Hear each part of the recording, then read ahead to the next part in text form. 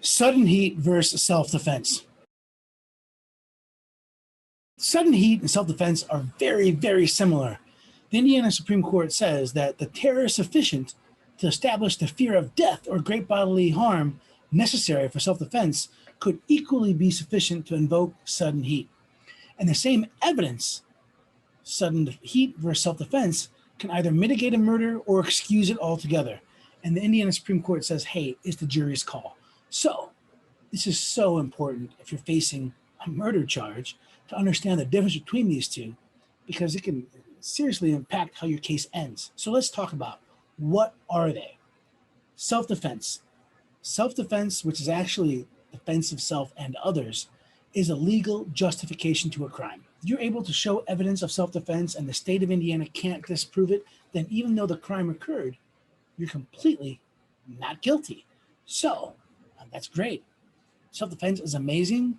To prevail on a claim of self-defense involving deadly force, a defendant is required to show that he or she was in a place where they had a right to be. You can't be trespassing, you can't be breaking into someone's house. You have to, number two, you did not provoke, instigate, or participate willingly in the violence. There's some exceptions with that, but you basically can't be beating up on somebody, and then when they start beating you up and they start winning, pull out your gun and shoot them.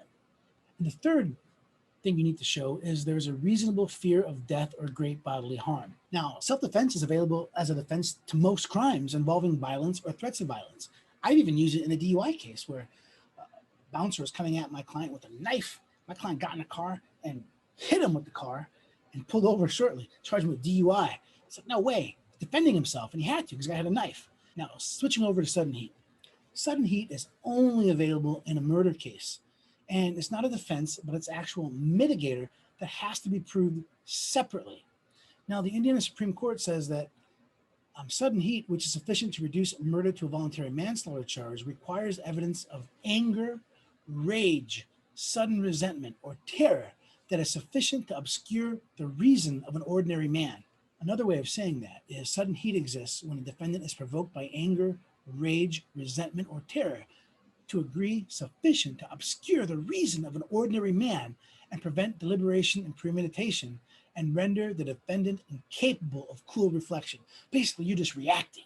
Something happens to you, you're straight reacting. The Indiana Supreme Court has actually, in a case called Brantley, gone over the differences between sudden heat and self-defense. A defendant acts in self-defense when confronted with the real danger of death or great bodily harm, or in such apparent danger as caused him in good faith to fear death or great bodily harm.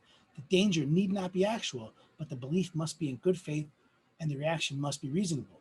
Similarly, sudden heat, which is sufficient to reduce murder to manslaughter, requires evidence of anger, rage, resentment, or terror that is sufficient to obscure the reason of an ordinary man.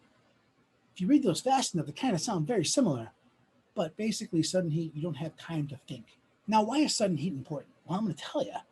If a jury accepts that sudden heat was present at the time of a murder, that murder now becomes voluntary manslaughter. And that appears on the outside to be great because a murder has a sentencing range between 45 and 65 years, whereas voluntary manslaughter has a sentencing range of 10 years to 30 years. So you're shaving off 35 years at either the lower end or the high end, which is huge. And obviously every single case is different, but there's some serious problems with this. Basically, the Indiana Supreme Court recognizes that if a jury has to choose between guilty of murder or not guilty of murder because of self-defense, juries are going to be pretty strongly going to go one way or the other. That same jury, though, if you give them three options, murder, voluntary manslaughter because of sudden heat, or self-defense, the Indiana Supreme Court has recognized some of these self-defense jurors might gravitate towards the voluntary manslaughter charge.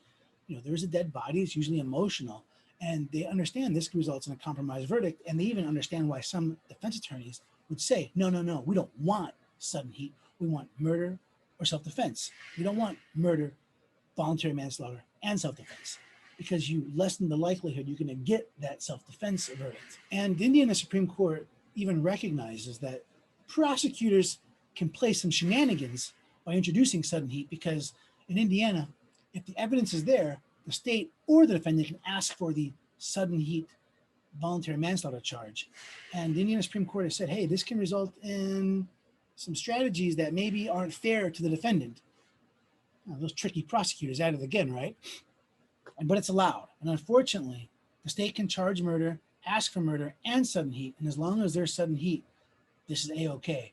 If you're facing a murder charge, you need to know all of your options. And obviously, it's important to know the difference between sudden heat and self-defense. You need to talk to your attorney. But I will let you know this. You will increase the likelihood of having more options if, when questioned by the police, you say, I plead the fifth. Can't stress it enough. I plead the fifth. Do not talk to the police or anybody if you've been charged with a crime without an attorney by you. And even if you're not charged with a crime, if they're saying, oh, you're not charged yet, we want to just talk to you. Give yourself the most options possible by always saying, I plead the fifth. I want to talk to an attorney. If you have any questions about self-defense or sudden heat, give us a call, 317-632-3642. And I don't know if I've said this yet, but remember, always plead the fifth.